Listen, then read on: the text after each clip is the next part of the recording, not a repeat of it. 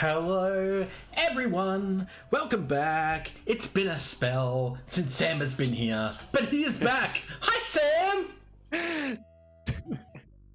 Oh, hey, Chesh, how you doing? Good, man. I fucking missed you. Like, tomorrow. Likewise, man. It's been a hot moment. It has been a hot moment, a moment of hotness. Yeah, that's me being hot. I bet everyone thought I just disappeared, evaporated into. No, I had somebody ask me like, so is Sam just like left the show? Are you guys okay? And I'm like, dude, we're basically besties. Like, I've told Sam things that I wouldn't tell other people about my sex life. Yeah, exactly. I'd be very concerned if Chesh wasn't in my life anymore. So. Actually, I don't think that's correct. Yeah. I don't think I've ever spoken about my sex life, but still. I know, probably, but I think everything's like completely on the table, which is fine. Which is pretty much. I mean, I like to say that is exactly the definition of a friendship. So, some people still feel pressure from their own friends. I'd like to examine, I'd like to urge people to examine those kind of relationships and go, can you really talk about anything with your friend? Like, exactly. You should be able to, yes, within reason. Exactly. Like, I'm not going to tell you, if Hayden ever wants to peg me. Hopefully that'll never come to pass, but Some that have not yet come to pass. Nice Lord of the Rings crossover there, buddy. Oh, Thou shalt not pass my anal opening. We're gonna have to be careful not to break into Magic Song and Dance, of course, but keep it to NBA because we haven't even chatted for a week or two anyway, which is exactly it's about 10 years in Sam Chesh time, so yeah. It's been a long time. Let's just change that view, baby. All right, we've got the table view going on. Do you have the stream little link thing? Sorry to be completely unprofessional. The stream link thing? You mean? I haven't done it for a while. You mean the chat? What are you talking about? Run it through YouTube. Whichever one you're doing. To see the chat, to see the people. Oh, you want the chat? Okay, give me a second. That one. It's just because when you ask for that, it means that I have to open Restream, and it kills my download. Oh, because Restream is a piece of shit. I can't do two things at once. Well, yeah, so what happens is when you open Restream, it opens directly to your dashboard, which immediately actually starts playing the live video that you're fucking in. I love it. And it's goes just Inception. The stupidest shit. Okay, I just messaged you on Discord. I found it. All right, great. Hey, nice. There it is. All right. Very good. So, I guess first things first, straight out of the gate is... That's the wrong one. That's already been done. That one! We still have a break. Are you running on Twitch and YouTube, or just YouTube? Just both. Oh, then I do need Restream. Yeah, of course. So, this is, of course, one of our double team breaks. This is, I think I called this the twin scene trouble or something. I don't remember, but it's basically Revolution, okay? So it's one full box of Revolution Hobby and 2 blasters of 1920 premium hoops. That is $59.99 per spot. Remember, it's double teams, so technically speaking, it's $30 per team, but you're buying 2 teams, so you're getting it $30 per team times 2, so it's $60. There's only I think 7 spots left in that at the moment, so you're gonna have to be quick. Because the box should be arriving, I believe, tomorrow, and hopefully we'll break Friday, if not maybe Saturday, but we'll talk about that anyway. We'll figure that out. Right.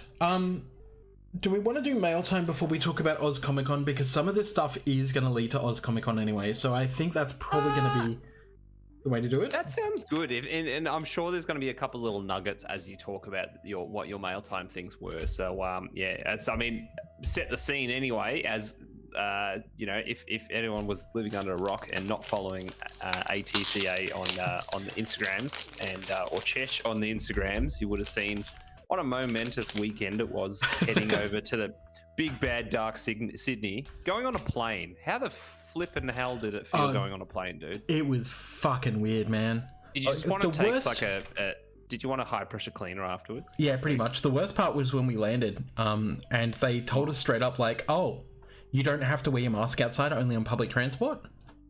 Nah, I'll pass. I'll totally wear it. Thanks. So I did it. So what? You undone the mask? I undone the mask. I went maskless for the whole weekend, and I felt like I was being the worst human in the world. It's not funny like that. It's really conditioned. Like it takes a long time to undo what we've kind of built up as conditioning. That kind of stuff. But pretty much. All I can imagine is you being Nicolas Cage getting off the plane. glorious hair. I wish, man. Somebody actually said to me, like, "Oh, you don't have the glorious hair in real life," and I was like, "I used to." Yeah, it's just in different shapes. It's just in different shapes and sizes. Exactly. I'm just quickly preparing this. I feel like it's also. I feel like while you were out, I just went hard into Magic, and you went hard into basketball cards. Into NBA, both for a week. We both went our separate ways for a week, and just like shit, we miss each other.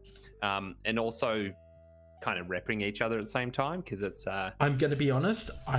I didn't miss you as much, but I have good reason, and that's because I was too busy. No, exactly. No, I did miss you. I did miss you, and I did miss you doing like Commander Crunch and stuff. Oh, that's all right. So we broke the Commander Crunch record. We did 3.5 hours of Max Grandel from Commander Central, and it was amazing. It was a lot of fun. And then Saturday night with MTG Lexicon, we had a wild one and structured our episode a bit more, but at the same time, we missed you, and it's going to be fun this Saturday if you're not breaking this Saturday night, unless you want to do both at the same time, which I think you did a couple of weeks ago. So, yeah, we'll figure it out. Exactly. Scheduling, right? Exactly. Okay, so okay, let me just get this out of the way. All right, great. So Leighton Sports Cards over in the US. I did go in a Leighton break. I'm just going to move my camera a little bit. I feel like I haven't even paid attention to the NBA for a little bit too, which I mean, part of that is it is All-Star break, so you kind of just pay attention to the All-Star stuff. But exactly. I mean, that's fine. So I chose the Pistons. You chose them. Interesting. Because I did a pick your team, and this was the result out of like a 6-box certified break. You're gonna love this. That's a few cards. Yeah. So Derrick Rose, Blake Griffin, Luke Kennard, Sekou Doumbouya. Then we get into our rookies. So we've got a Killian Hayes. Now I am thinking of. That's why you chose Pistons. Yes, I get it now. Because you love Killian Hayes. I love Killian Hayes. Nice. So we got Killian Hayes. We got Isaiah Stewart. Wrong Piston. Isaiah Stewart. Isaiah Stewart's got a pretty impressive physique. I'm not gonna lie. I can admire that. I think he's a secret gun, and I'm thinking of holding on to some of the stuff that's coming up. That I like it. You're about to see, and you're about to go, what, Chesh?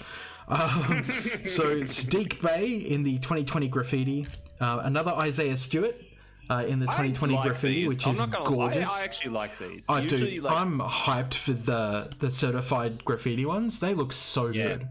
Usually kitschy kind of ones like that, I'm like, if they're not pulled off well, they're like exactly. But they're pretty cool. Yeah. Sadiq Bey, Sabin Lee.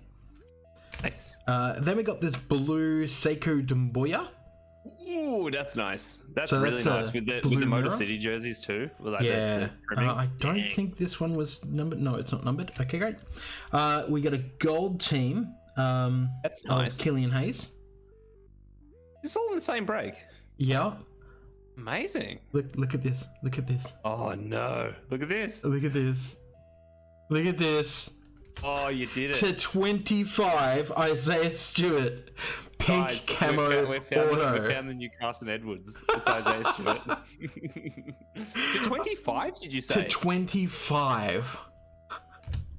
I don't usually swear on this, but shit. Holy shit. That's really good. So I kind of killed it in that break. I did wish that it was Killian Hayes to 25, but, I'm okay with that. Yeah, no, it's fine. We like the underdog around here, Like, we like to invest in a player that we don't, that is yet to be fully proven. So, yeah. Oh, dude, you didn't tell me you played for Washington. I'm automatically a fan.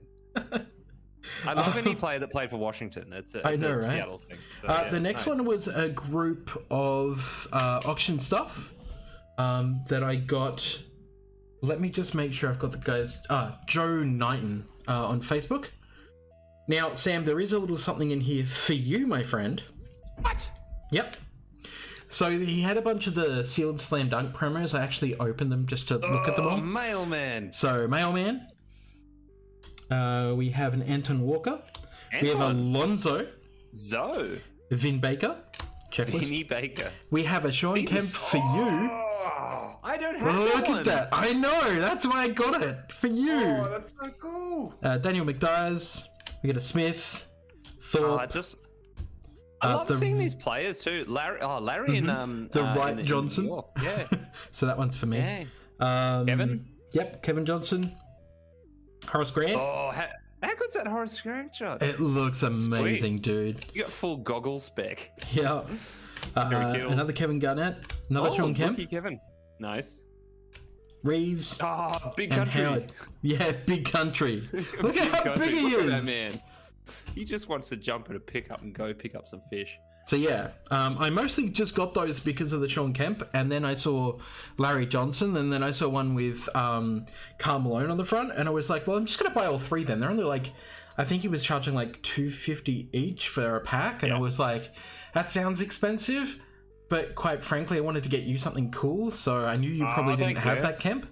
No, I don't actually. That's super cool. Now I'm gonna need the scalpel for this one. Stab it. Hell yeah. So these generally sell for about $30. You can buy them opened for about $20, but there's a chance you can get some gold in here. Also, there's something special about unopening them. You know, like exactly opening them. Sorry, like getting the air of the 90s. Yes, beautiful. Now you know what year this is, right? Are we talking 95? No. 6? Or the other way around? Hold on, Utah. Hold on. Utah is 90. Hold on. Whose rookie year was the Utah All-Star Weekend? Hold on. 93. Oh, Shaq. Yeah. Hell yeah. Yeah, because I mean, this is the famous, the great crystal jerseys, you know. Correct. Dikembe Mutombo, Shaquille O'Neal. Look how slim he is. Not a gold, unfortunately. Yeah, he was so slim. He was really that's quite skinny. These look nice. Edges are a bit beat, to be honest. That's not going to get a 10. Is that, and you got the foil type down the bottom too? Which is quite nice. Sadly, this is only a silver. I was hoping it to be a gold. So we got Steve Smith. We have an all-star flashback of Larry. We have an all-star flashback of who is Charles? That? I think it's Charles. Yep, Charles Barkley. I was going to say that I could tell that was Charles just by the rebound. Yeah. Who is that? Ralph Simpson. Interesting. The Western Conference. Karl Malone, John Stockton. Oh yeah, it is. Oh yeah, it has the number 26 because they had the whole thing where you couldn't wear the same number. Larry Nance is there too. James Worthy, Kenny Anderson, Stacey Ogman, Derek Coleman, Larry Johnson. Hey, there you go. Christian Leitner. Everyone hates Christian Leitner. Yep. Baby Jordan. Alonzo. Oh, that's a good Zoe shot. That is a cool Zoe shot. Moses. I was thinking about putting a Moses Malone collection together. You should do it. Chris Mullen, Hakeem Olajuwon, Robert Parrish, David Robinson, the Admiral, John Stockton, Isaiah Thomas, Dominic Wilkins. Yeah. Oscar. Jerry West. Oh, they're going way back. Another Barkley. Brad Doherty, Clyde Drexler. Oh, that looks nice then. Patrick Ewing, Michael Jordan. How good is that shot? Another one I wish was in a gold. I want to say that's one of the best like Jordan photos I think I've seen in a card. Look at that for a Karl Malone shot. Yeah, that just captures that whole like. Did it so well. Yeah, Nate Archibald, Taylor, Chimblin, Cowens, Walt, George, John, and I don't care about you. So yeah, I had to, and I was like, he was like, "You're gonna keep it sealed?" I'm like, "Fuck no, I gotta crack it. I gotta try. That's a great set. I really enjoy that one. Yeah, it is very cool. It's like all stars cut. Like it touches on like all stars, like new and old type stuff, and yeah, really nice. Once it goes back in its box, back in your box, back in your box. Back in your cell, please. Exactly. I'm kind of keen to see how you're organizing all your stuff as this Again, goes. congrats, Chesh. The weekend looked epic. Thanks, Adam. It was epic. It was very cool. I don't organize my shit very well, let's be honest.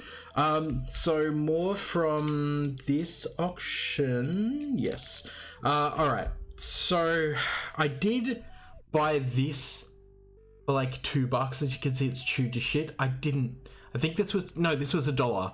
And I bought it just simply because it was a beam team. Hell yeah. But like the bottom's all chewed out, so. And it's the wrong Malone. It's fine. It's fine. How did Jeff Malone get a beam team? That's sweet. I know, right? So next up. It looks like he's getting blocked by Buck Williams. Yeah, I know. Like, looks really odd. Not the best shot, anyway. I'm just gonna pull some of these out of their sleeves, especially because of that, because that one needs to go in this. I put a hard case on it. Which you can wait a second. Note, I'm not usually an IPA drinker, but after that chat with Max on Commander Crunch, he's a massive IPA drinker. I went out and bought a couple of really nice double IPAs, and I'm like, whoa, this is velvet. It was a good time. I bought a Super Team card. They can't be redeemed anymore. I just wanted it because it was cool. Like, it is cool. It doesn't mean anything. It's just like I just wanted it just because. It's pretty much just was random. Got this for free. Ooh, Basketball Heroes card. Pretty interesting.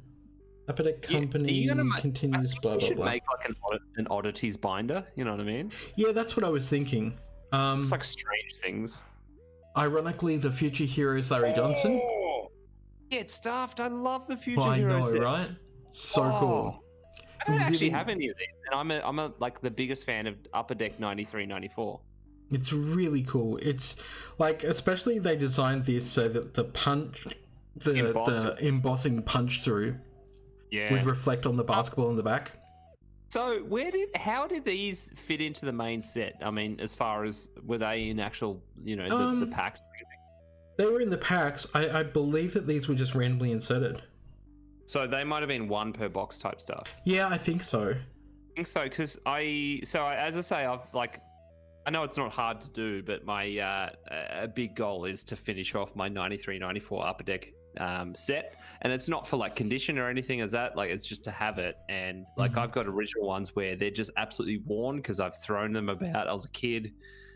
I treated them like absolute crap. So like Patrick Ewing and Irvin Johnson are completely mangled, whatever. But it's just like to complete that set is such a huge thing. And then Scotty got me a box of Series 2, I'm pretty sure, for my birthday one year. And it was really sweet. Like, it was seeing also the hollows as well. Yeah. I think they were, 1 or 2 per box, I guess. Yeah, they were about that, yeah. Didn't you? Yeah. And that kind of thing. But I just couldn't remember where Future Heroes were from because I actually don't have any.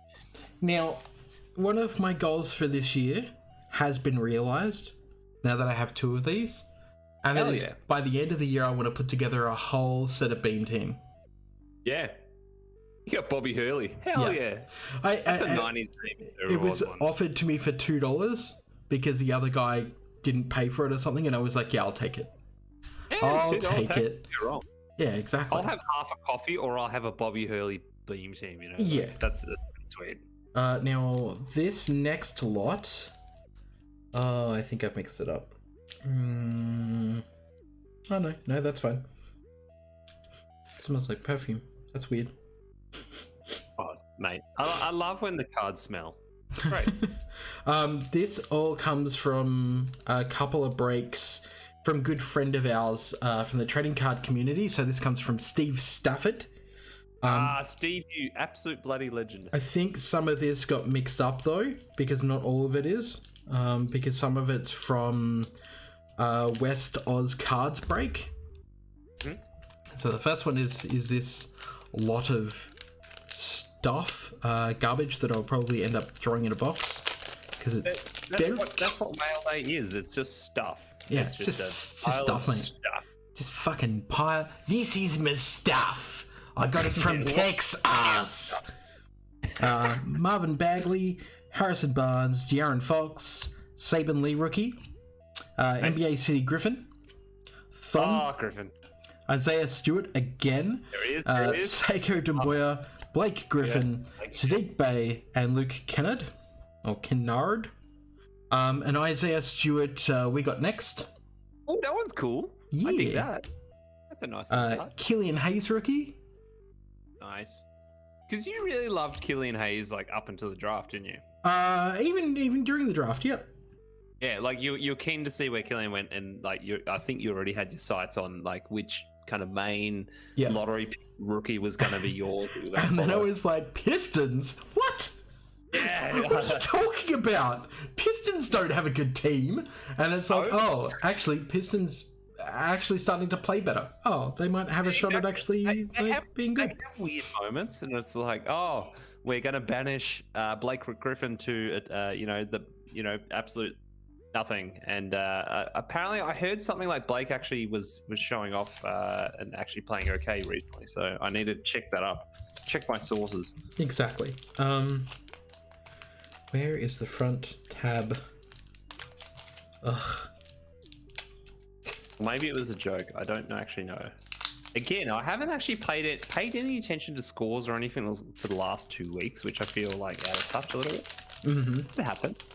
Well, Edwards... That's why, because Blake Griffin agreed to the deal with the Brooklyn Nets. Yeah. That's what happened. Carson Edwards got some more time and sunk some more hoops, and then got no time again. It happens, but at least that happens a couple of times, and it's like, hey, guess what? Sometimes we can count on Carson. And, exactly. That momentum builds, exactly. Okay, yeah, I know who this one's from then. Just a flash in a pan. Yeah. So this as well is definitely from Steve. All right, so we got Christian Wood. We got a Derrick Rose because he haunts my nightmares forever. Harry Giles. Why does he? You seem to get a lot of Derrick Rose. Tell me about it. Another Isaiah Thomas. Oh, yeah, there you go. Remember I already had one aside for you? Well, now I've got another one aside for you. Yeah. Sadiq Bey. Playing for Villanova. Nice. Tyrese Halliburton. He's playing well, right? Yeah, except this is the draft card, so they're worth infinitely less. I know, but they're cool. I actually really like the respect to the colleges. But anyway. Buddy Hield. And Jameis Ramsley. Jameis Ramsley has some cool ass hair. Yeah. Then we got this lovely purple of Robert Woodward II. So that's a cool rookie to have in purple. Also, by the way, the last 2 cards, Chesh, the forearm band is coming back. Oh, this absolutely. This was a thing in the early 2000s. I thought was really, really cool, and I even wore it a couple of times when I was playing basketball. And it's like just below the elbow. Kobe seemed to do it on the elbow or just above the elbow, but like below the elbow was a very like a T-Mac thing, and yeah, now it's coming back. Nice. Exactly. All right, so we have a Tyrese Halliburton again. Nice. Because love my Kings. Oh, that's a good one. Foil Sadiq Bey, or Hollow as it would be. This one's pretty cool though. Green Killian Hayes. Nice. It does feel weird for like as good of a product Prism is to see a blank jersey. Mm-hmm. Feels funny, but nah, fine. I don't know what this one's called, but it's purple Isaiah Stewart. See, Washington, dude. Nice. I just spoiled that. And I cracked an Isaiah Stewart auto from this break as well. Because apparently all I crack is the wrong piston. I want to crack my piston. No, dude. Mine. The universe speaking, Isaiah Stewart is the one. And also, like, I just love the... I'm a big fan of weird jersey numbers, and he wears 28. Why does he wear 28? I don't know, but it means that I can't get any to 25 bloody, to 25 eBay 101s. Exactly. Yeah, exactly. But the point being, though, it's like usually if you play for the Celtics, you need to be number 28 or something. You need to be something weird because pretty much most of the Celtics numbers, like the normal ones, are retired. Yeah, exactly. Pistons don't have that many retired numbers. You can pretty much choose another number, but 28 must mean something. That's why it's intriguing to me. Now this was, I think this was a West Oz Cards one. So this is going to be a little bit weird because I don't remember what this one was, but I think it was like one box of certified and some Hoops Premium, and it was a mixed box, I think, of like different boxes. So we got a Gogo Batazzi. Hey, which one of our listeners loves Goga? I think it's Liam. Is it Liam? I think it is Liam. And I got a There's always a Hoops Premium. joke about Goga. Yeah, it's great. Gogo. It's another Goga. Except that one's like the green of the premiums. We're gonna see. Goga's gonna blow up in about 2 or 3 years. Wow, that is some serious bending. Okay, let me just rearrange these a little bit. Because Adam's like, Chesh, your Isaiah Stewart PC collection is ace. It's ridiculous, isn't it? It's just ridiculous. And I've got like about 8 of his Hoops rookies now. Okay, so you can embrace it. Like, see what happens. Exactly. Aaron Nesmith. Ooh, so that's the one I like. 26 is one of my favorite numbers because of my birth date. But if anyone ever wears 26 in the NBA, I'm paying attention. That's yours? That's pretty cool. Yep. Nice. Peyton Pritchard. Peyton Pritchard. Which is putting up some pretty good numbers in Celtics. That's right. And I'm going to call him a cunt. He's drowning out my boy. Because also you hadn't reached your quota of 1 C word a night. Exactly. Speaking of Peyton Pritchard, got him in the 2020 graffiti, which is awesome. And a Gordon Hayward. I believe that Gordon is now transferred to another team. Yeah. But this is the Mirror Red. He's lighting it up pretty well for the Hornets. He's doing extremely well. It's funny, isn't it? He got out of the Celtics as like the bench warmer, and then all of a sudden, he was playing okay in the Celtics. The point I always make, I think he was playing okay at the end, is more that remember when Kyrie was around? Mm-hmm. Yeah, Kyrie was around. Gordon couldn't not hit a bucket. Like it was just there was an absolute correlation when Kyrie was on the Celtics, which I know is a couple seasons ago now, but like that shows what that culture does, and it's for some people and it's not for some others. Mm-hmm. And Gordon had a hard time playing when Kyrie was around, and then when it changed, when he not the coach didn't change, a lot of the other supporting cast didn't change. Mm-hmm. It was just that one guy, and then he was okay. But I think it's nice to see Gordon's also just having a good time on the Hornets. Exactly. Really good. He's a really good player. So the next cards come from our friend Rob Bloomfield from Big Three Collectibles, who, by the way, contacted me directly last night saying, "Hey, Chesh, I think I've got something for $200 that you probably want. Before I show it to you, do you think you want it?"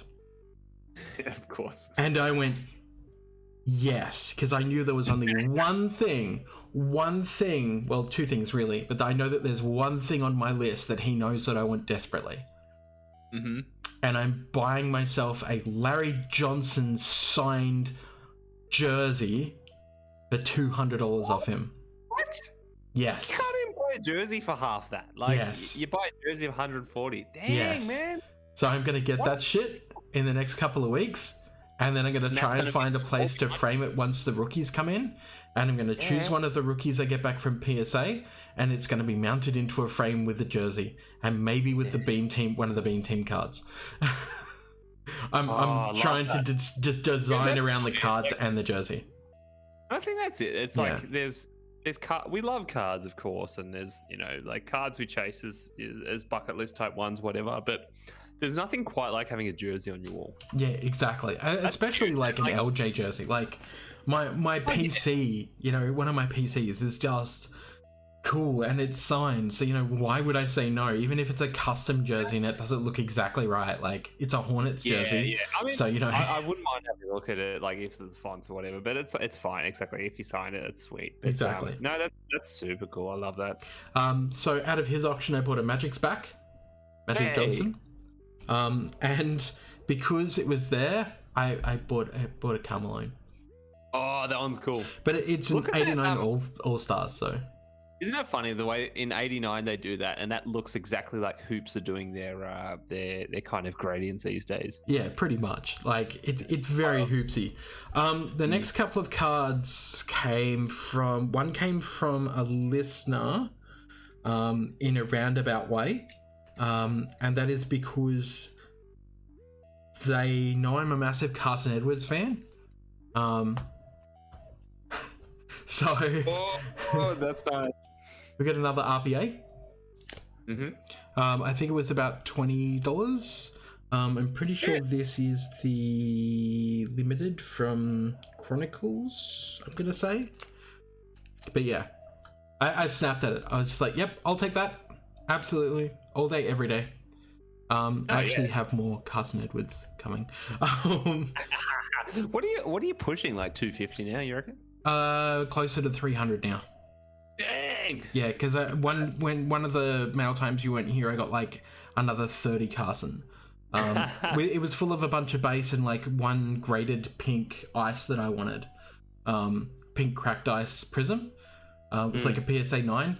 And I was like, that is the only card I want out of this guy's entire set. And he was like, well, I don't know, this is what I've got. And I'm like, how much for everything? And he was like, oh, I don't know, man. And I'm like, look, he's not getting time. He's not getting points. He's not, turning out to be the player we thought he would be, which is, not exactly true, but I'll always say things like that to try and get a better deal. And I said, I'll give you $60 for the lot. And he's like, you know what, you really love Carson. I'll give you the 60 for the lot. And I was like, It's cost for convenience. Like how many Carson buyers are there, kind of thing? Not many. There's at least 4 of us in Australia. There's me, there's Danas, there's the other guy I can never remember, and then there's Villami or William. I love that you've also like felt out the I have to fill out the competition because we comment on the same posts, and most of us get to talking, and me and Villami have like become real close talking about Carson, and like he's doing the same thing as me. It's like I'm not really going out of my way now to buy Carson unless it's something I don't have or it's something that's really low pop or unique. Speaking of, I got this lovely Cornerstones RPA. It's a bottom line. You don't know who you're going to fall in love with. You don't know which player is going to be your kind of like your jam, basically. Exactly. But this is like a cool 2-color RPA, and like the green and the white is really just cool. Aesthetically pleasing. 2-tone thing, yeah. Exactly. I actually have a Tools of the Trade coming from Cherry that I bought off Cherry for like $30. Nice. And another dude was razzing Tools of the Trade, and I'm buying his for $35 because nobody bought it. Like, basically there was the Carson lovers on there buying spots in this Raz, and nobody else was, and he was like, look, I'm just going to pull it. Do you want your money back, or did you want to buy the card? And I was like, throw me a figure, I'll buy the card. And he's like, 35, and I'm like, fucking done. So that's on its way, and I was hoping it would turn up today, but I guess it'll turn up tomorrow. Jumped in on an auction with a couple of pieces. Actually, one of them might have been the one of them was the RPA.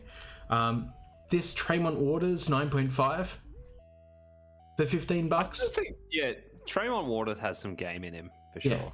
I just bought it because it was graded, and it was like he wanted $15, so I didn't argue. I also bought a Dennis Rodman trophy card, which is a patch and Seek, but I've actually sold that already. I bought it for $50. I sold it for $100. Mm-hmm. So a guy in New Zealand's buying that.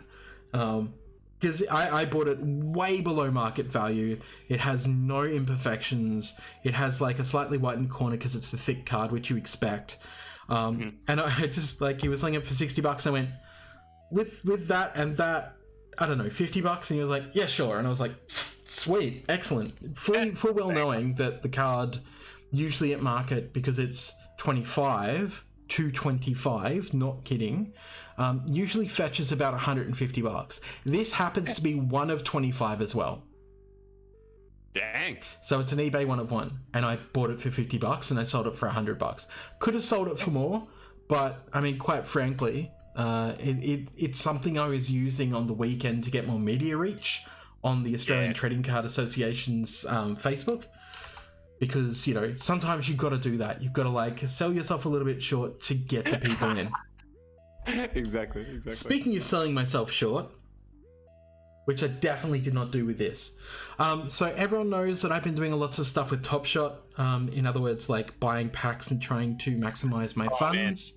I think people want you to put out like an ebook or something on how you kind of managing that. It's to say like some kind of cryptocurrency lord at this stage. Man, it's so hit and miss because I only sunk $9 thinking that this thing wouldn't work, and now I have 1.9k USD in my Top Shot account.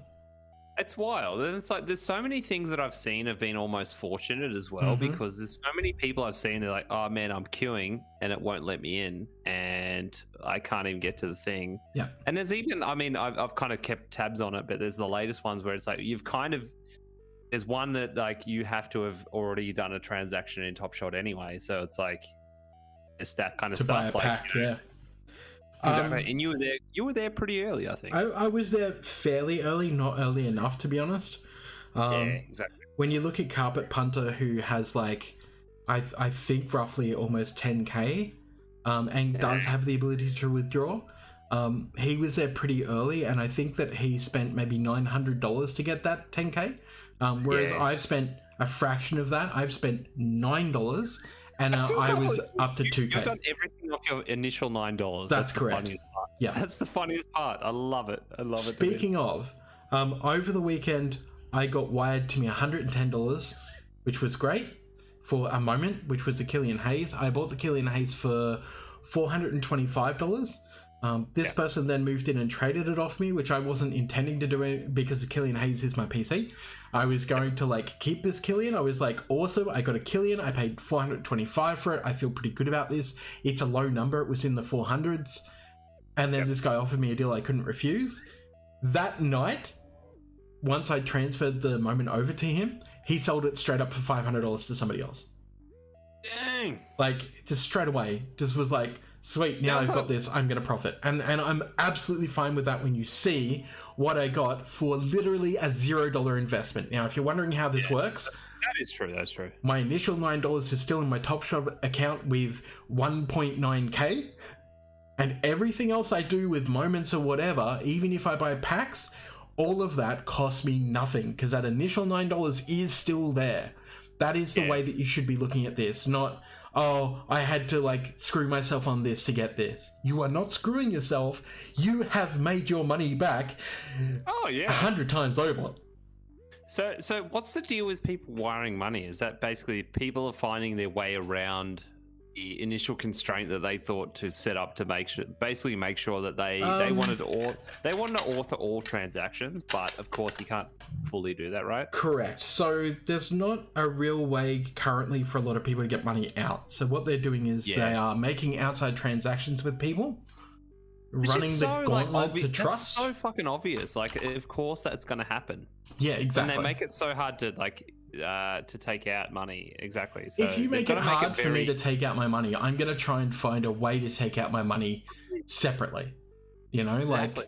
like, and that's what I've done. So for that Killian Hayes $425 moment, I technically got the equivalent of, I think, $450. Okay, so I got $110 in the hand, and then I got 2005 SP Authentic Michael Jordan Mint 9 slap. Oh my god. I got a 1990, you'll love this one by the way, because I know this is one of your favorites, 1990 Skybox Michael Jordan Mint 9. Oh! With the absolutely stunning art.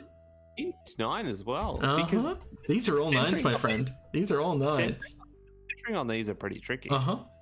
I got a 2006 Finest LeBron James Mint 9. And I got probably what is one of the coolest cards now in my collection, other than my Carson stuff, a 1999 Flair Showcase Kobe Bryant PSA 9. Dang. Yeah. So this is about $100 Australian roughly on the open market at the moment. This is, I think, approximately 70. Graded or graded at a PSA 9. This is approximately 120 to 130, and this is about $50. Yeah, exactly. So that so with the key there, and you got some money as well, right? Yes. Yeah. So you traded $9 investment. I mean, I'm simplifying this completely. I'm gonna simplify it for you better. I paid $0.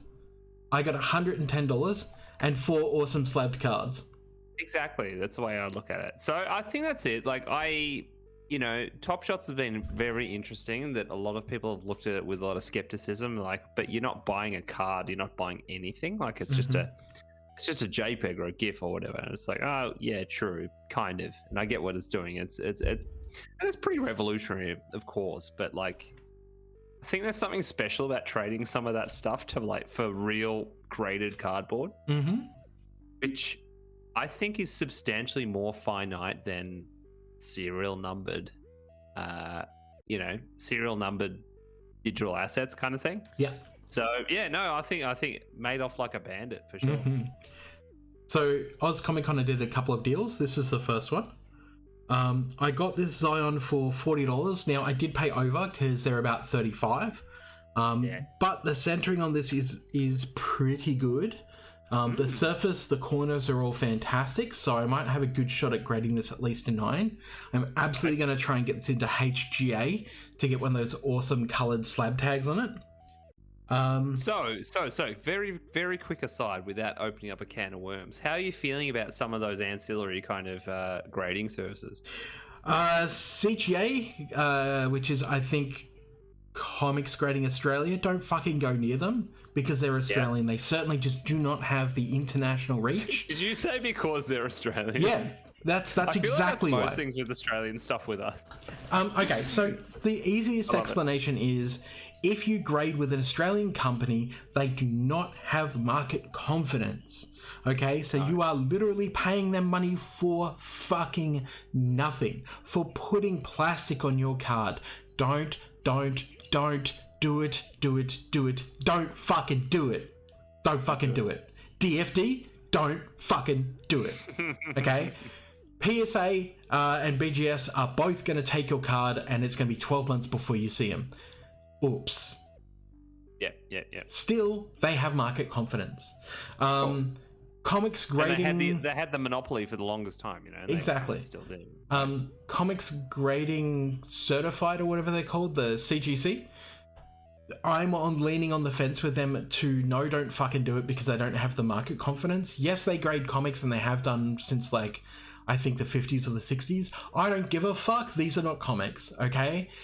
Unless they can prove to me why I should trust them, I'm not going to trust them because their labels look like shit. Don't get me started. Yes, BGS and PSA labels also look like trash. Don't fucking trust them. HGA have taken the right step. So hybrid gaming grading approach have taken the right step and they've reduced their grading number per person from 20 to 5. Okay? Nice. The reason that they've done this is because they have said we are going to stick to our timeframes as much as possible. We do not want to be like BGS or PSA. We do not want to bank up to 10 million cards while we fucking wait to try and get them all done. We want to service the public correctly. We don't need the money, and they don't. Their CEO is pretty much just a rich businessman, and he doesn't give a shit about the money. What he does care about is grading. So with their AI and stuff, and this is not me blowing smoke up their ass and saying, you should grade with them. I don't have contracts with any of these fucking graders. And I have shit with PSA. You can identify when people make a choice like that, which is do you capitalize on the most money you could possibly make and compromise integrity, or do you actually go for something you believe in? And that's I always stand by, that's the thing I'll follow throughout life. It's if someone's caring about what they're doing and they make an integrity stance, it would mean actually they lose money. Yeah. Or potential money, you know what I mean? Well, I mean, that's what Matt did over the weekend. He was making deals and selling stuff from his private Jordan slabbed collection. Because he wanted the public to see it in good hands. Yeah, he wanted the public to enjoy the cards. He wanted other collectors to enjoy them. There's nothing better than that. Exactly. If you're living life with like chase every coin you possibly can, then you kind of miss out on a different kind of equity. What are you trying to say about me? Oh no, I'm kidding. All right, so Zion, I got this. This is numbered to 299. Yes, 200 of 299 to be exact. This ruby red Larry Johnson for my rainbow collection. Seriously, that's hot. Yeah, I'm really not chasing that rainbow, but I saw it, and he was like, I don't know, man, like, how much do you want to pay for it? And I'm like, look, to be honest, I really just want to give you $5, but I feel like because it's a numbered card and because it's a parallel, I'd have to give you $10. And he conferred with his brother and was like, yeah, cool, go. Easy, yeah. Nice. Speaking of cool go, I just didn't even haggle. I straight up bought another Shaq rookie for $10. Oh yeah, because it was in good condition, and I'm going to send it away for grading at some point with the other 3. Look how skinny that boy is. I know, right?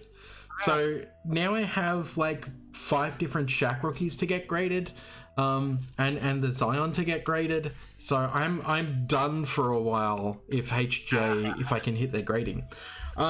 Next up, before we left town, my director, the director of the Australian Trading Card Association, said, hey Al, while we're packing up and getting ready to go to the airport, can you have a look through this box for me? There should be something surprising in there for you. It wasn't. Oh. It wasn't at all. Went through his whole box. Whatever he meant to be there wasn't there.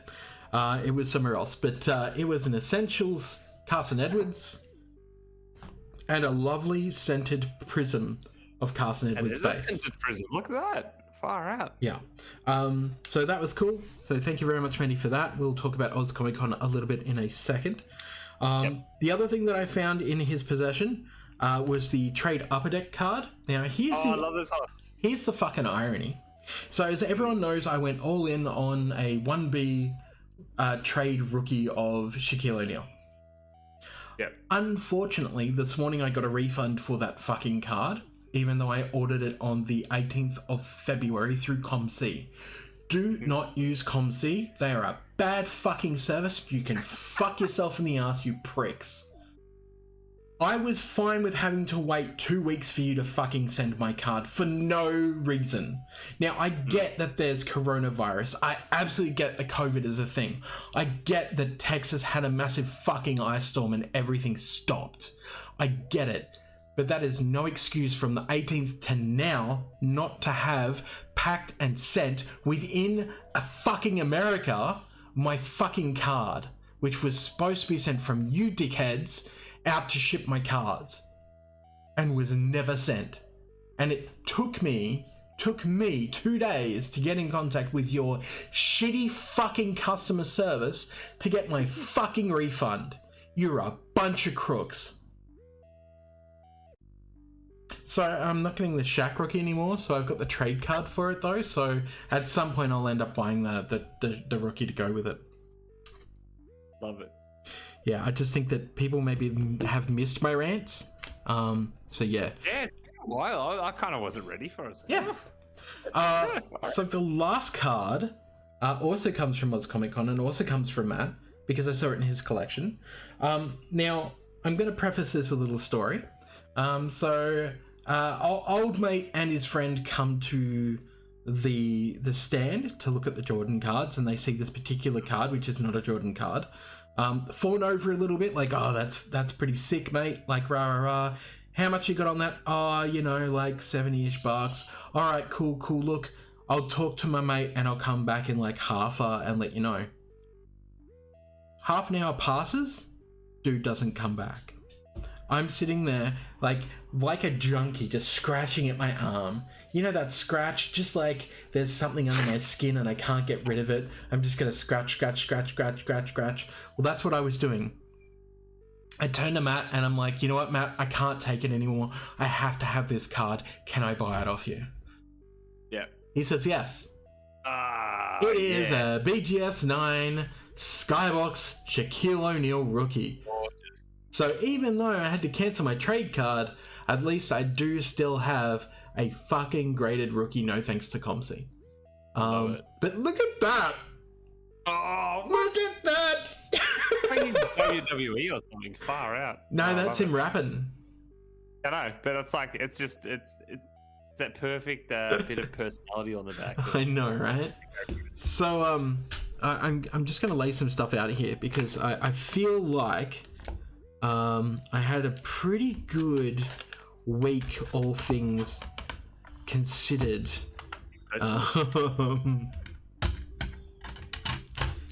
Yeah. That was a pretty good week, man. I had a great week. Oz ComicCon was fucking banging. We estimate we brought in an extra 500 tickets for Oz ComicCon over the weekend. On the back of our own social media efforts, nothing to do with Oz ComicCon. They were so busy that they didn't share any of our posts. They didn't make any previous posts like they'd agreed to. Our logo wasn't on their website or anything. So literally everyone that came there for cards came there because of us. Because we pushed. And I'll always give them. I'll give the benefit of the doubt, factors, whatever. But I don't know. I think you guys have more than proved what you did. Yeah. I mean, and that's. Also, this is a shifting climate. It's Oz ComicCon, but this is the current climate we live in, where sports cards are freaking huge. And not just that. Of course, I know you guys had other stuff going on as well, and representing other stuff. But this is where it's at. This is a huge thing, and I'll let you speak to actually what kind of other representation you guys are getting anyway. Despite that. Thanks, Adam. I like my rants, and I feel like that people have missed them. So, is the Australian Trading Card Association going to be doing more stuff? Yes, absolutely. Oh, by the way, everyone should go and subscribe on YouTube to Junk Wax City because Jay is really fucking cool. And I met him on the weekend and he did a little vlog, and I basically pushed him into doing a YouTube. I was like, dude, why are you vlogging on Instagram? I don't understand. You should just make a YouTube channel. He's like, well, people want to see that? I'm like, man, they just want to see your fucking card collection. Because it came with a good, probably $50,000 worth of cards in a box. Or graded stuff, but was just this is part of my PC, my Lucas stuff before it all went up. I was lucky to get this at $300, and now it's $3,000 and shit like that. I was just like, you are one lucky motherfucker, bunch of graded Zions and stuff. But yeah, so everyone go and subscribe to him. We are going to absolutely be doing more shows in Australia. We're waiting to lock down the details with Oz ComicCon, but needless to say, they absolutely enjoyed having us, which was great.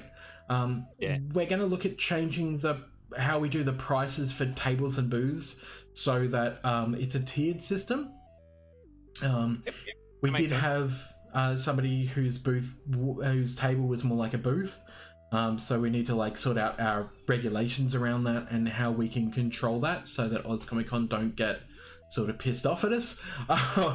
We're not really pissed off though. We're just this is not really that person's kind of pushing the boundary there, and it's well, I get that, but unless you actually go and you say this is how you're going to do it, and you put in a definitive fucking guideline, people are going to push that guideline out because they can. But exactly, it's what I say. The heart of all communication is specificity. Exactly. Just freaking define it, please.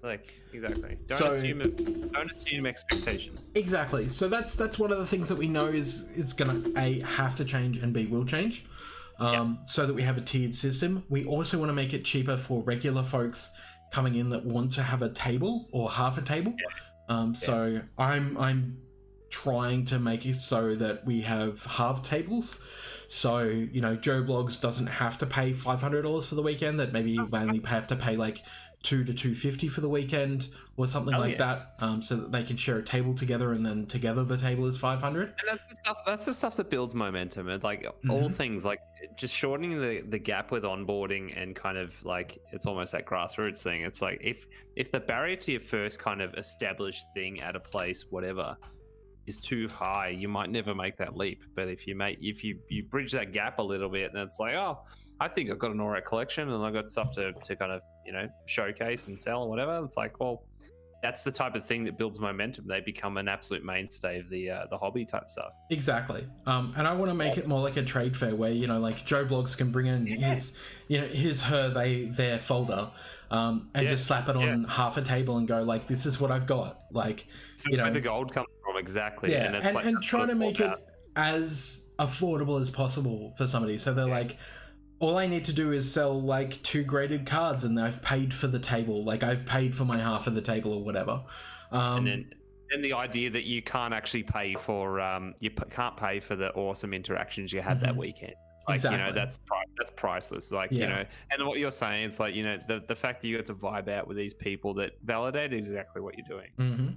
It's like, wow, like there's people that share this passion. Correct. So like the next one we have, I think, is June, and that is Radelaide. So Adelaide, we will be in you. We'll be blowing all over you. So mind you, these are going to continue to run as pop-ups, more or less, quote unquote, from OCC. We don't know yet.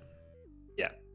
We'll see how they brand those. Of course, you know, like the world and the kind of climate of you know, the country. It would make sense for that to happen, but at this stage, they have not confirmed whether that is going to be the case. Oh yeah, all we know is expected, I guess. So all we know is that at the moment, they are planning to have some sort of Oz ComicCon show in Adelaide. Then I think it's Melbourne, and then Sydney, and then Brisbane. Is Melbourne meant to be the actual one, or it's still just a pop-up? They're all actual ones. Oh, gotcha. Yeah. Sorry, I was going to say, because we don't know how that's going to happen yet, or what's going to happen, but we do absolutely know that at this stage they are looking at how they're running events to see whether they're going to be using it as like the pop-up, or whether they're going to be using it as a full-blown convention. They obviously want to run full-blown conventions, and now that we have PAX coming out saying like, hey guys, we're back in October, I can imagine that they want to still run a full experience to like compete with PAX, basically.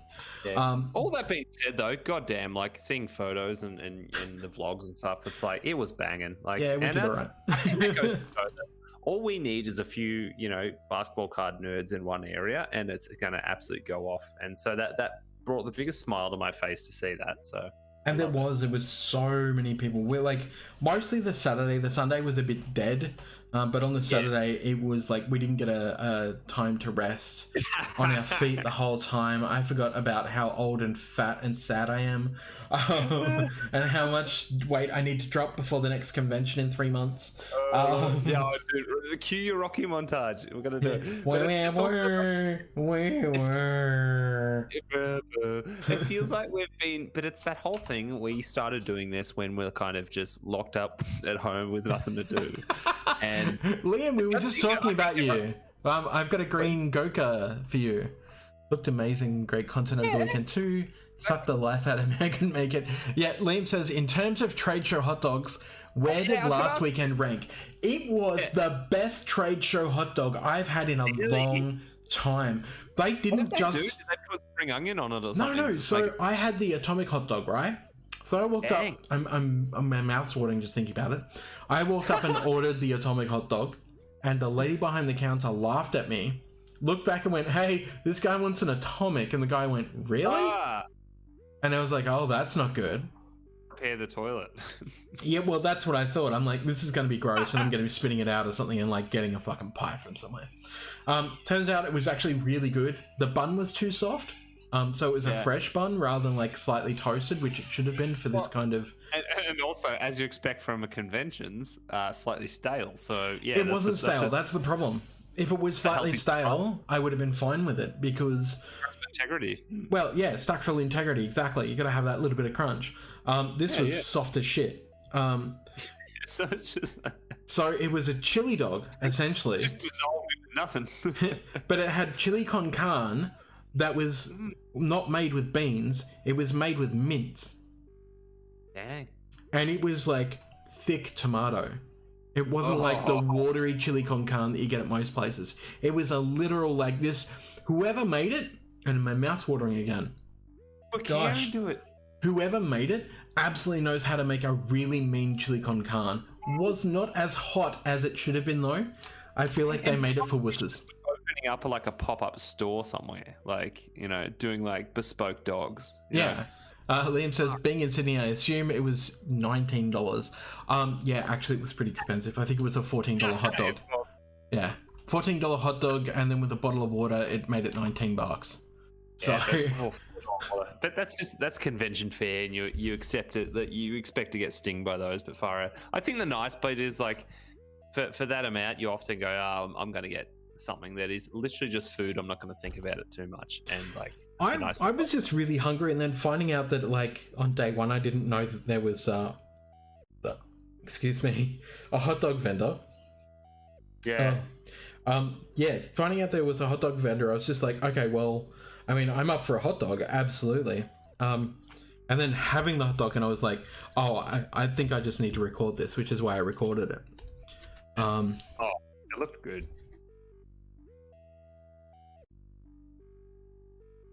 I love it. Just for you, Liam. Go Gabatazzi. The next time you jump in a break, remind me and I'll slip it into your break stuff. Which I guess we should take a quick break just to mention. There is currently a new breakup. It is the 15 spots, double teams, $59.99 a spot, double teams, that's $30 per team, and you get 2 of them, so it's $60. It is a full box of Hobby Revolution, not the Chinese New Year one, the actual hobby one, and 2 blasters of 1920 Hoops Premium. So, there's like 7 spots left, I think. Join that shit so we can get it broken. Yeah. But yeah, no, it was a really good weekend. We are looking at having content creators and artists, which I might tell you about when we're off, because it's not confirmed yet, but I've certainly been speaking to a couple of really cool people. Doing the Chesh thing, the talking to people, it's what you do best. I love it. Exactly. And funnily enough, this person actually approached us for once, because I was going to wait until after the weekend was a big success, give it a couple of days, and then message this person and go, hey, you might have seen this on social media, and we would really like to work with you for Adelaide. And instead, this particular person messaged me and went, hey dude, saw what you guys did on the weekend, really impressed, I'd love to work together with you on Adelaide. And I was like, dude, I was about to message you, I was going to give it a couple of days so I could like put together a package to show how fun it was, etc. He's like, yeah, I kind of beat you there, didn't I? Yeah, sorry about that, man. I'm like, nope, that's cool, that's absolutely cool. I dig it. Low flying jet, very low flying. So yeah, so we did a whole discussion about it. It was really cool. King Goga. Yeah, exactly. I'll hold it for you, so jump in on a break, Liam. Other than that, I mean, it was a busy weekend. I got to hang out with Aussie Vader again, who I haven't seen in a couple of years, Mick Pilak. If people don't know who he is, he's pretty big in the Star Wars world. As being literally Aussie Vader, he dresses up in an Australian Darth Vader outfit. So it's basically Darth Vader armor, like painted as the Australian flag, and his brother from Shake and Break. So they were there. We had the guys from Macquarie, Meqary, Macquarie, yeah. Technically Macquarie, but Macquarie. They are a new eBay type of platform for here in Australia, that you don't pay fees on unless you're selling something of $250 or above, which sounds insane. I don't know how they're going to run that without charging people fees if it's like not on anything below $250. And they cap fees at like 2.5% as opposed to everyone else. So definitely give them a look. They were one of our stall holders there as well. You want to spell that out? How do you spell that again? Meqary.com.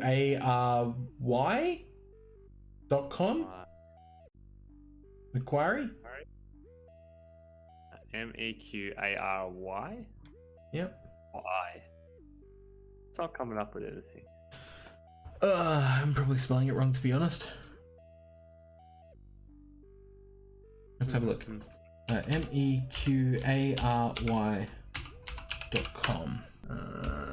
Otherwise, let's have a look at the phone. because I definitely have the website up on my phone somewhere. Brain recognition. Merquary. Oh, Merquary. Yeah, Macquarie. Mercury. I was missing an R. That's why. Merquary. Merquary. Yeah, looks like this. Nice. This is trading card focused. Nice. Yeah. The ultimate trading card universe. Nice. Yeah. Nice. So, you can actually display your collection in there as well. You don't have to just sell. Again, I don't understand. You're going to be paying all of this, like Macquarie are going to be paying all of this money for hosting your images, for hosting your auctions. I don't understand how they're doing it, but Yep. there's obviously something there that I'm not seeing. But trusting growing the hobby, I guess, maybe. Like, yeah, I might start uploading my trophy room, which is going to be my entire collection, to their website, just for fun to see how it goes. But definitely check them out. What else? I guess if you're a content creator here in Australia, and you're in one of the big cities, that is Melbourne, Adelaide, Sydney, or Brisbane, fucking reach out to me. You have to have your own transport to Oz ComicCon. We can't pay you, but we will most likely be looking at doing guest passes for people, or even paying for passes if we have to, for your content. And we want to put your content up on Oz ComicCon's different socials and stuff like that, as well as obviously here, and on the new Australian Trading Card Association's YouTube that will be starting up sometime next week or the week after, because I've told Maddie that he has that presence, he has that spark to be a content creator, and he's like, I'm too dumb for that, and I'm like, dude, fuck off. Like, I'm too dumb for this, and I can do this. So if I'm too dumb and I can do it, why the fuck aren't you? I also refuse that statement, because he's a smart dude. Like, he's smart, exactly. Singles market considering the eBay fee changes. Yeah, exactly. And that's why they're doing it, because they want to provide a place where not just Australians, but everyone can use it, with a lower barrier, and it just makes sense. I think it's also like investing in the showcase part of it, which is like, get people in there, like there's a place to showcase what you got, that kind of stuff, and that makes a lot of sense, and a lot of trust to that. And then like trusting that it might pay off later on when it's like there's kind of bigger transactions going on. But if you can normalize that as a trading platform, because I'm sure a lot of people are looking for alternatives to eBay and that kind of thing, of course, so like, sweet. Can't believe you didn't notice that. You do? Mints. Ah, no. I heard the thing, but it's not right. My I don't know. It's not when we're podcasting, I'm not looking at anything, so it's like amplified. Yeah. So when I'm distracted by Shaquille O'Neal and Kobe Bryant, it's fine. So good. I mean, Shaquille goes directly into my personal collection at this point. Cool. But these other slabs, I don't know. I guess I just... It's nice to have, right? Yeah, well, I guess I just keep them and like wait until I get my storefront up or something and put them up there or something like that. I'm not really sure. This needs a bit of a clean. Just accumulate stuff, exactly. Can't go wrong. But yeah, like, again, I just can't believe I have a 2006 finest LeBron James. Yeah, like, that's really cool. Oh, yeah. I'm absolutely mesmerized by it. Just in awe. Just absolutely just so in awe, because it's just so pretty. So I didn't have, I mean, I don't know how many other things you got to touch on at all, if that was kind of mostly it. That's pretty much it. The only last thing I had to kind of just hinge on, so what was to do with ABC this weekend? Okay, so I don't know how much I can say. I'm pretty sure I can say whatever I want now. Yep. I hooked up ABC with Matt. Using my connections, I guess you could say. Yep. Basically was like, hey, Matt's the CEO / director of the Australian Trading Card Association, and we're trying to bring all these cool events to Australia. I'm not really contacting you for coverage as such, but I just wanted to let you know that like this is the cool shit that we're doing, because at the end of the day we want to enrich the hobby, etc. And they're like, yep, cool. And I was like, and he has a Jordan rookie in one of the most expensive collections in Australia, and they're like, what? I was like, yeah. So if you would look at. Yeah, so if you want to do a piece on trading cards, I'd suggest that that's probably where you want to start. And they were like, yes, we do, absolutely. Love it. So that I don't know, I'm assuming it's going to be a news piece that's recorded, but it could just be written maybe. Looked like they had a whole bunch of different cameras in there, both for having something recorded and maybe having something in newsprint as well.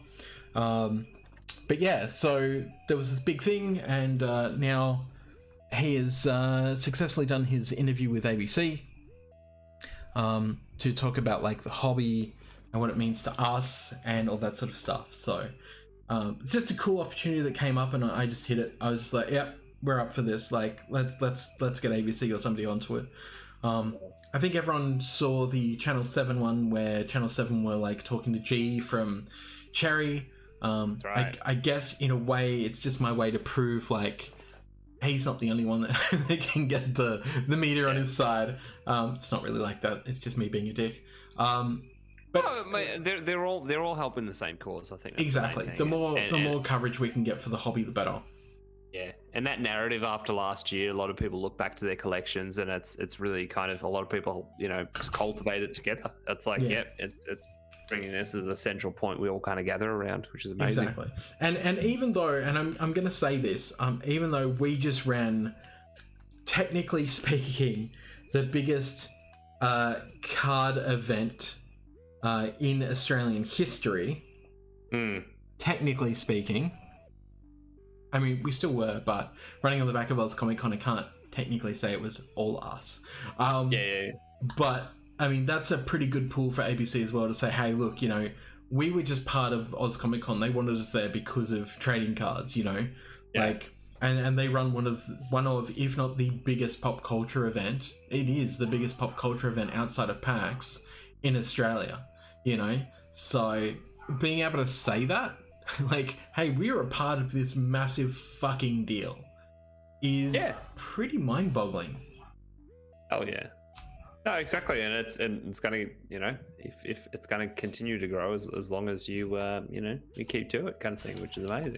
Exactly, which is why everyone's going to see us all around Australia this year, as much as possible. Sorry, Tasmania, probably not new. Sorry, Lismore, I know you keep asking, but give us a reason, I guess. Oh man, I mean, like if Tasmania, that doesn't take me much to get there. So if there was a kind of calling there, it'd be amazing. But anyway. Well, I am Tasmanian, so like exactly. it doesn't take much for me to go, you mean I could go back and see my Uncle David? Like, that's kind of cool. Yeah, exactly. So we'll see. Maybe in the future when the Tasman Strait opens up and we've got a reason to go there. Charlie from Cherry lives there as well. He's in Tasmania. Oh, really? So yeah. So there's obviously some possibilities there. I just don't know how big those possibilities are, but we're going to try. The US possibly as well. We are looking at going over to visit some of the big card shows over there. If not this year, then maybe next year, as a possibility. If we can get this all running. That's a massive thing on our radar for Magic the Gathering as well. So exactly, and that's, we've already made a bajillion friends and amazing connections there that like we have to go to Vegas at some stage. So if you can somehow like merge those two together, like it'd be ultimate for sure. But that's what I'm looking at, because I want to introduce Maddie to like what Magic the Gathering looks like on a massive stage. And that's right. Oh my, international Chesh. Yeah, exactly. It's just one of those things that we've been talking about, that's a possibility, because we want to see the Dallas Card Show. This is the thing that I fucking hate about event organizers who sit in their little pee bath in their own urine in a bath, in their pee bath. Like, don't pee in the bath. Like, get out of the fucking bath, towel yourself off, piss in the toilet. People don't do this. People don't go, maybe I should go and visit other card shows. Maybe I should go and visit other events. If you're an event runner, you really fucking should. Because 9 out of 10 times, you're going to find an event has something that you don't have that is a really good idea that you should not steal but borrow, because it's not copyrighted for the most part. Have a look at those other events and go, all right, well, what does this event have that we need? Like, is there a certain setup, a way that they're doing things, a way that they're maybe streaming the event? What's their setup look like? What's their cost like? What does it feel like to be here? And all of those things. Plus, there is, for sports cards, there is a whole bunch of different summits that we could be a part of as well. This year's summit, and it's, that's all contributing exactly. Yeah, because it's the you know, rising tides float all boats type thing. The mantra you live by, which is like, it's so true.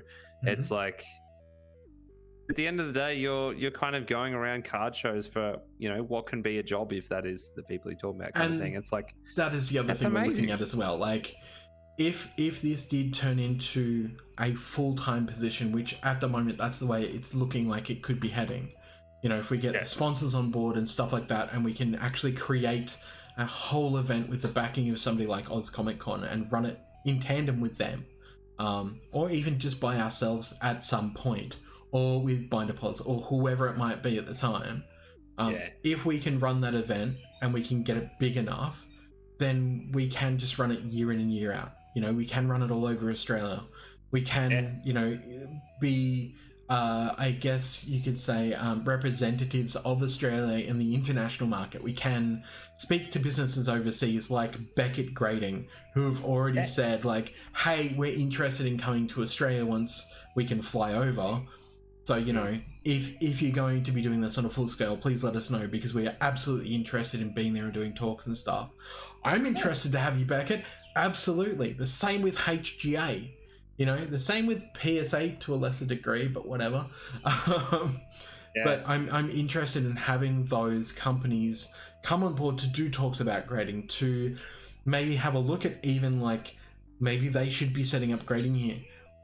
This is the funny thing. So I was talking to one of my contacts in a grading company I won't mention because I'll get in trouble if they say it.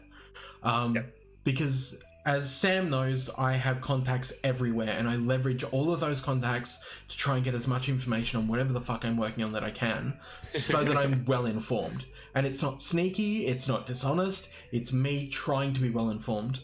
I found out that Australia is one of the top 3 countries in the world that is requesting grading at this point in time. Let that sink in. The top would be America. I'm not sure who the second one is, but Australia being in the top 3, I'd imagine the second one is probably going to be Asia.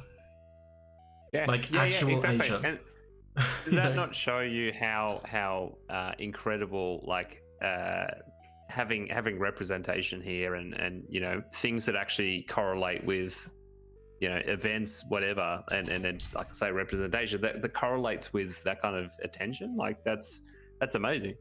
It just also really shows how strong the how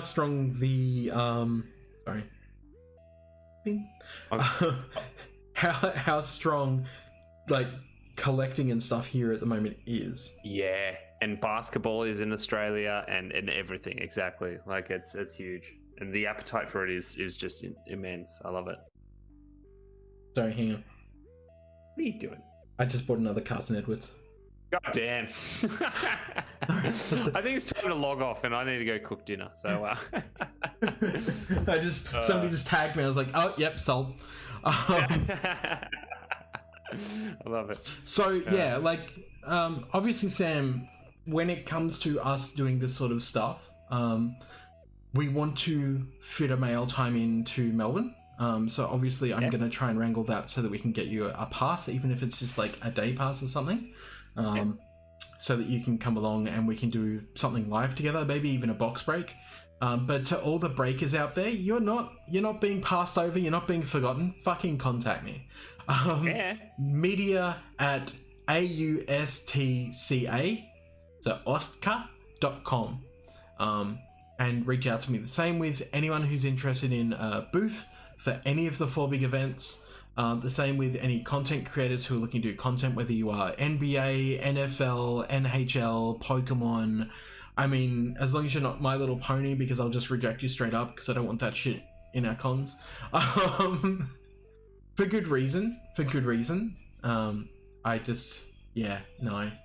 We need to keep things family friendly. You have to dwell on that one. Yeah.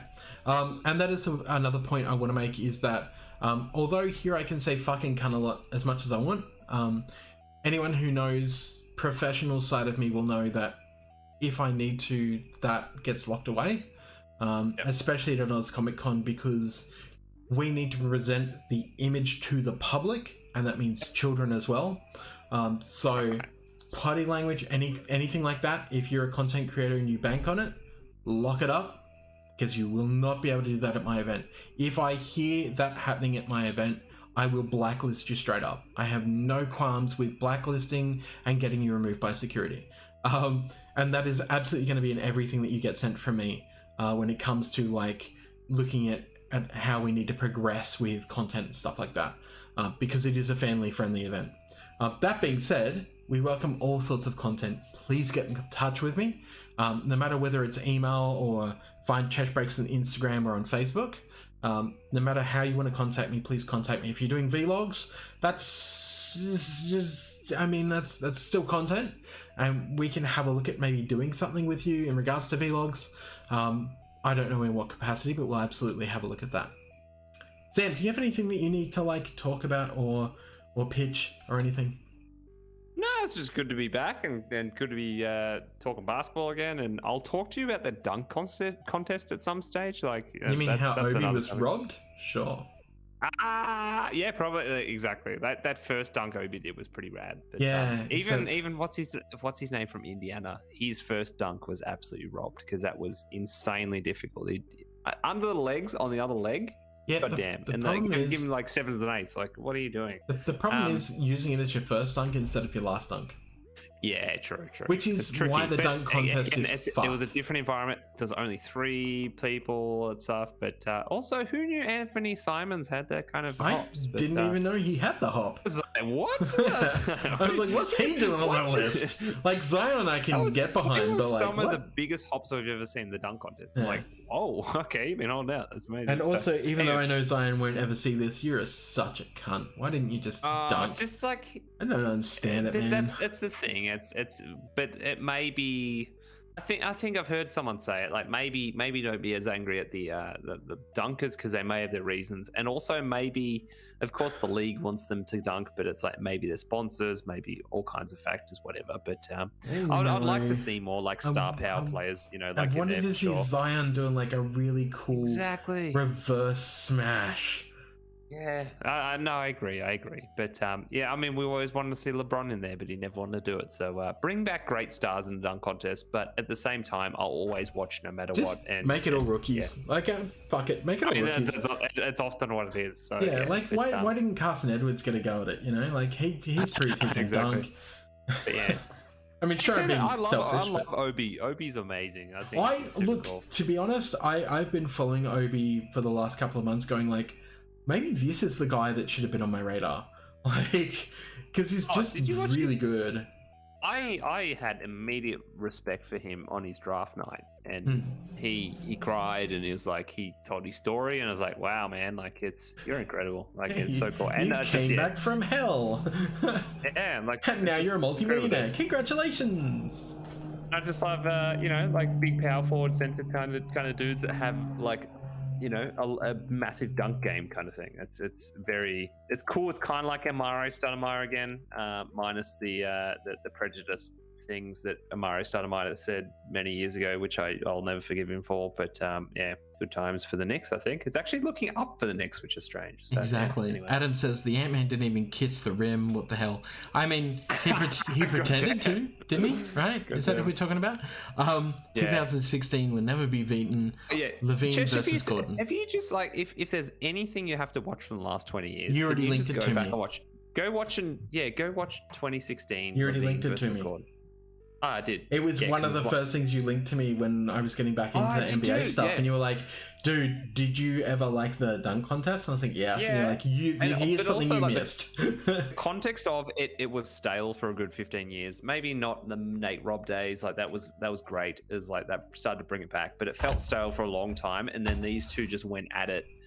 And the fact that it was a draw and it kept going and they had to basically invent dunks at the end, I was like, that was perfect. That felt like a dunk contest from 1987. It was so good. I get it. Love those two. Anyway, I digress. Let's wrap it up so I can cook dinner, Chesh, and go have another beer. Let's wrap it up. Thanks everyone for hanging out. Sam, where can people find you if they need to? You can find me at Pass the Jam Sam on the Twitters and the Instagrams, and you can find our little Magic the Gathering podcast at CMDR_crunch as well. Yep. And for me, you can find me all places as Chesh Breaks, especially on the Instagram where I'm post quite a lot. I don't have a TikTok at the moment, technically speaking, because that's under my other account. No, it's under my other account, my OnlyFans account. Oh yeah. Baby. But other than that, thanks everyone for hanging out, and I hope you've enjoyed the last almost 1 hour and 30 minutes that we've been yammering on about bullshit. Exactly. That's what we do. Yeah. All right.